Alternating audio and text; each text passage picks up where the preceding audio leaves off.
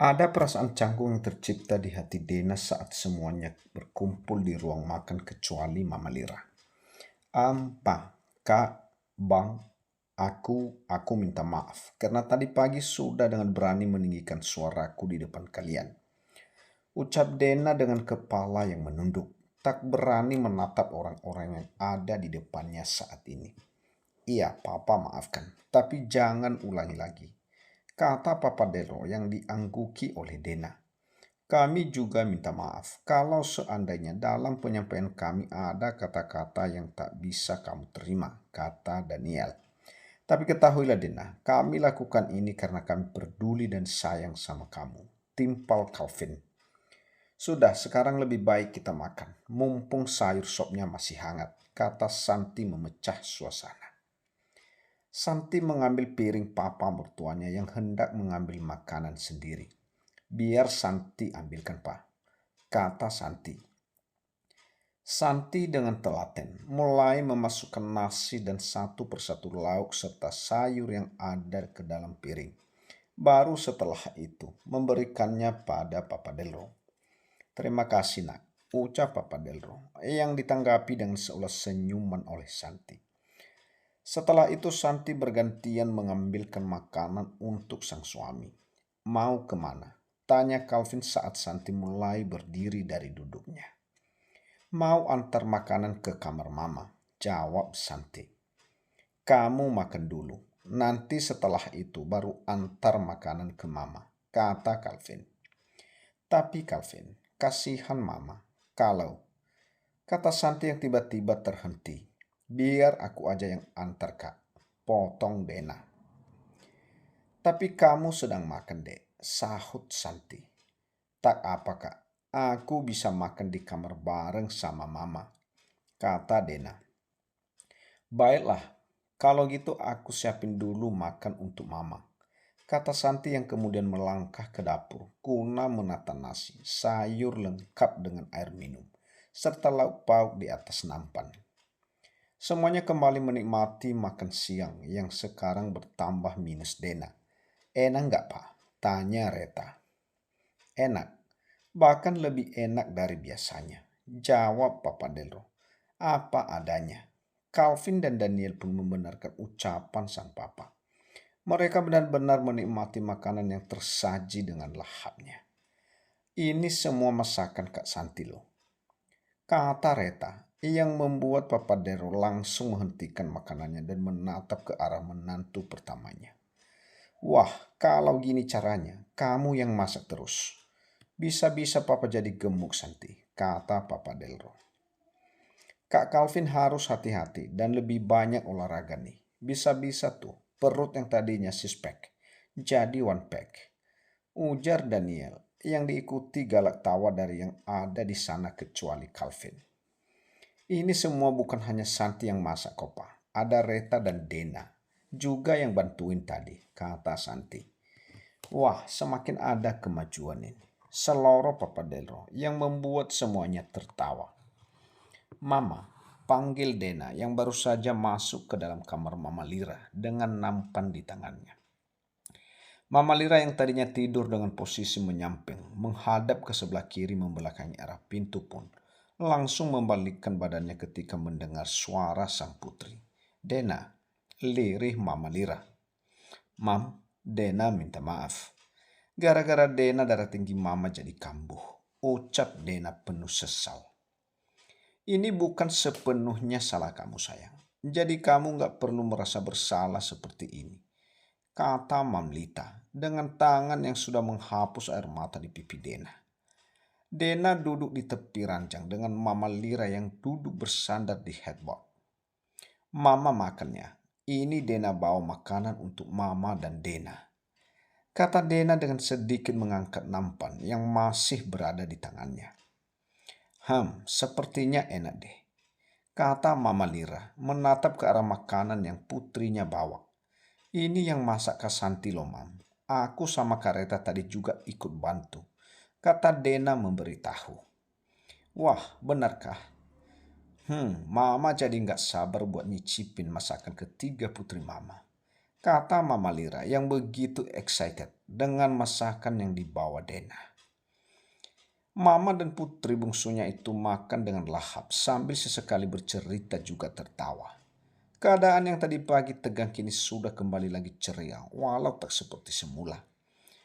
Karena jauh di dalam pikiran masing-masing, jelas masih memikirkan putri bungsu keluarga Andero dengan kekasih benalunya. Di tempat lain, di kediaman keluarga Naraswan, saat ini sedikit sibuk. Terlihat para ART di sana sedang berkutat dengan peralatan dapur serta pertumbuhan mereka. Malam nanti akan diadakan acara serah-serahan dari keluarga Rifan untuk Rini. Tanggal pernikahan yang semula akan digunakan sebagai hari pernikahan Rifan dan Santi, kini akan digunakan untuk pernikahan Rifan dan Rini. Tinggal menunggu sekitar 2 minggu lagi, maka perhelatan pernikahan kedua keluarga pengusaha itu akan terlaksana. Rifan dan keluarganya jadi datang jam berapa, Rin? Tanya Ibu Romi sambil menghampiri putrinya yang sedang memakan buah jeruk di ruang makan. Sekitar pukul 7:30, Bu, jawab Rini sambil mengunyah buah jeruk di tangannya. Berhenti dulu makanannya. Baru ngomong Rini. Kalau gitu gak sopan, tegur Ibu Romi. Itulah kebiasaan buruk Rini dan Ibu Romi tak mau dianggap tak becus atau putrinya dicap tak sopan oleh orang lain. Apalagi keluarga calon suaminya. Jadi mau tak mau wanita parubaya itu pun menegurnya demi semata-mata untuk kebaikan sang putri. Ibu gak ada niatan gitu buat ngundang Santi, tanya Rini. Enggak, buat apa? Enggak penting juga itu anak ada di sini. Yang ada nanti malah bikin kacau lagi, jawab Ibu Romi dengan cepat. Kalau mau ngundang, nanti aja pas acara resepsi pernikahan kalian, sambungnya lagi. Iya, ibu benar juga sih, kata Rini sambil manggut-manggut. Acara pertunangannya yang dihadiri banyak orang saja jadi berantakan akibat Santi. Apalagi ini hanya keluarga yang datang, itulah yang ada di pikiran Rini. Cekek, dasar manusia-manusia tak tahu diri. Mereka yang bikin masalah, malah orang lain yang dikambing hitamkan. Lagian ayah kamu juga diam aja. Sama sekali tak menyinggung kedatangan Santi di acara kamu nanti malam, kata Ibu Romi lagi. Masih kesal sih kayaknya gara-gara pengajuan kontrak kerjasamanya sama perusahaan Andero yang ditolak. Katanya lagi berasumsi. Lagian itu anak tak tahu diri banget sih. Gak bisa apa bujuk suaminya untuk setujuin kontrak kerjasama yang ayah ajukan, sahut Rini. Bu, atau jangan-jangan memang Santi yang meminta suaminya untuk melakukan itu. Iya, siapa tahu karena masih benci sama kita, gara-gara diusir ayah tempo hari. Kata Rini mengeluarkan pendapatnya. Bisa jadi sih Rini, kata Ibu Romi membenarkan kata putranya. Tanpa keduanya sadari, di balik lemari besar ada ayah Suro yang mendengarnya.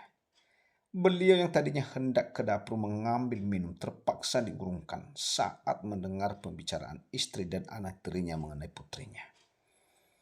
Dasar anak kurang ajar, kata Tuan Suryo dengan tangan yang terkepal erat. Jika benar, maka dia sudah benar-benar keterlaluan. Desisnya lagi yang sudah semakin terprovokasi dan bertambah membenci Santi.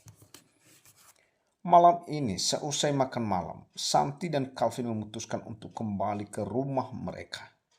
Begitu pula Daniel dan Reta sehingga hanya menyisakan Mama Lira, Papa Delro juga Dena di sana. Sebenarnya Mama Lira meminta mereka berempat untuk menginap kembali malam ini. Namun mereka semua menolaknya dengan halus. Kamu lusa jadi berangkat ke Inggris, Calvin? Tanya Papa Delro yang membuat Santi langsung menatap ke arah sang suami. Mata Calvin pun juga tak sengaja melihat ke arah Santi. Kakak mau ke Inggris? Tanya Daniel. Iya, jawab Calvin, namun dengan pandangan yang masih mengarah ke Santi. Kalau kamu pergi, biar Santi di sini saja, kata Papa Delro. Biar nggak ke SPN di rumah. Sambungnya lagi. Atau kamu ajak aja Santi dan ambil libur beberapa hari. Hitung-hitung kalian bulan madu, kata Papa Delro mengeluarkan usulnya. Pa, kami pamit ya, kata Santi. Wanita itu langsung menyambar tangan Papa Delro, tak lupa mencium punggung tangan pria paruh baya itu.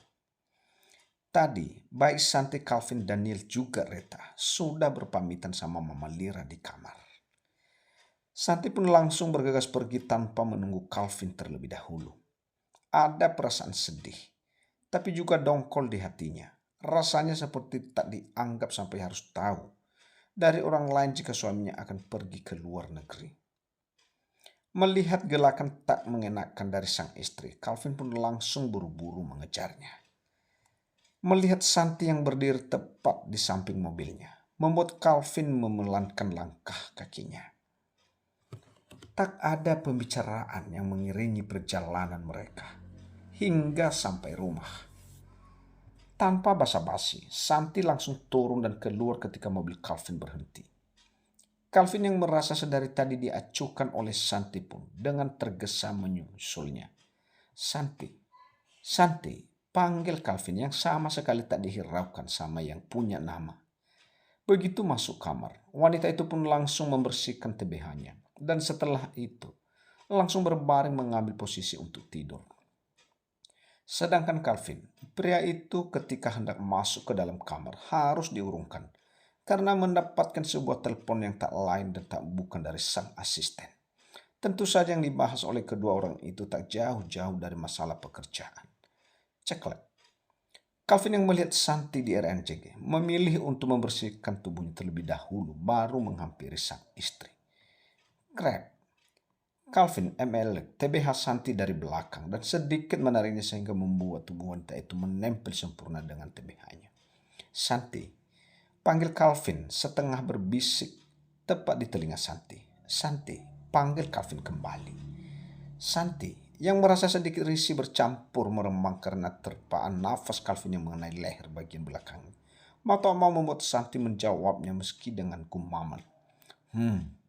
Gumam Santi dengan malas-malasan. Santi, kamu kenapa? Tanya Calvin, namun tak mendapatkan jawaban dari Santi. Kalau kamu ada masalah sama aku, itu ngomong Santi. Jangan diam begini, kata Calvin dengan setengah frustasi. Pasalnya dia lebih memilih mendapatkan omelan yang berkepanjangan daripada didiamkan dengan 1000 bahasa seperti saat ini. Ayo dong Santi, bilang ada apa? Tanya Calvin lagi.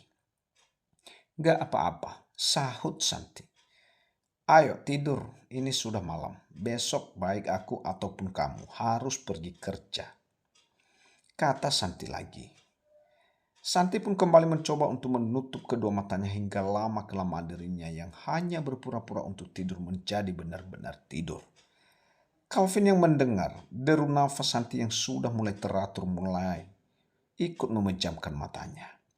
Pagi-pagi sekali Santi sudah bangun. Seperti biasa, wanita yang bergelar sebagai istri itu mulai berkutat di dapur untuk membuat sarapan buat dirinya dan sang suami. Pagi ini, Santi lebih memilih untuk membuat bubur ayam lengkap dengan berbagai topping sebagai lauknya. Santi menutup mulutnya rapat-rapat tatkala melihat Calvin yang sudah bangun dan duduk di ranjang bersandarkan headboard. Berjalan melangkah ke kamar mandi seolah tak peduli meskipun arah pandang Calvin tertuju padanya. Santi yang biasanya akan menunggu Calvin bersiap dan keluar bersama, kini lebih memilih untuk pergi terlebih dahulu, meninggalkan Calvin sendiri di kamar. Sarapan apa kita pagi ini? Tanya Calvin yang berusaha untuk mencairkan suasana. Bubur ayam, jawab Santi dengan singkat. Walaupun marah, Santi tetap melayani Calvin dengan mengambilkan makanan untuk pria itu. Kenapa Tuan Muda? Kok kelihatannya lesu banget? Tanya Nick saat Calvin baru saja sampai di lantai tempat ruang kerjanya berada. Pasti semalam gak dapat jatah dari Bu Bos ya, goda pemuda itu. Bukannya mendapatkan jawaban, Nick malah mendapatkan tatapan tajam dari atasannya itu yang membuat nyali Nick menciut seketika. Nick semakin was-was. Dirinya yang sudah lama bersama Calvin membuat pemuda itu cukup mengerti. Jika saat ini suasana hati tuan muda sedang tidak bagus dan pasti semua akan mendapatkan dampaknya. Sedangkan Santi hanya terlihat begitu murung hari ini. Keadaan masih sama kalau Calvin menjemput istrinya di toko. Calvin yang sudah merasa tak tahan pun akhirnya menarik tubuh Santi yang kebetulan sedang berjalan di depannya. Ada apa? Kenapa kamu terus-terusan mendiamkan aku seperti ini? Tanya Calvin. Kalau aku ada salah, bilang padaku supaya aku tahu di mana letak kesalahan yang aku buat. Sambungnya lagi. Gak ada apa-apa. Jawab Santi. Jangan bilang tidak ada apa-apa jika nyatanya tak begitu. Sahut Calvin dengan cepat. Tatap mata orang yang sedang mengajakmu berbicara, Santi. Kata Calvin yang melihat Santi sendiri tadi hanya menunduk. Karena Santi yang tak kunjung menegakkan kepalanya. Membuat Calvin langsung mengangkat wajah wanita yang menggunakan jari jempol dan telunjuk yang mengapit dagu Santi. Jadi gregetan sendiri pada wanita yang ada di depannya saat ini. Tanpa melepaskan jarinya, Calvin mulai mendekatkan wajahnya dan memberikan CMAN di BIBR Santi yang sedari tadi sudah sangat menggodanya. Tak hanya sekedar CMAN, tapi Calvin pun memberikan PS-tan di sana dengan cukup lama dan baru berhenti ketika Santi mulai memukul-mukul dea-deanya karena merasa hampir kehabisan nafas. Kamu mau membunuhku ya? Tuduh Santi dengan nafas yang masih tersengal-sengal. Tentu saja tidak. Makanya bernapas ketika aku memberikan CMAN di sini. Jawab Calvin. Dengan ibu jarinya yang mengusap bibir Santi yang sedikit bengkak karena ulahnya barusan. Saat Santi hendak kembali mengatakan sesuatu, Calvin sudah lebih dahulu menyerang BIBR itu kembali bahkan CMAN yang diberikan lebih dari yang sebelumnya. Dengan sebelah tangan yang juga mulai aktif bergerilya di bagian atas dan bawah wanitanya. Sehingga mau tak mau, suara lenguhan pun terdengar dari BIBR manis itu meskipun tertahan oleh CMAN Calvin.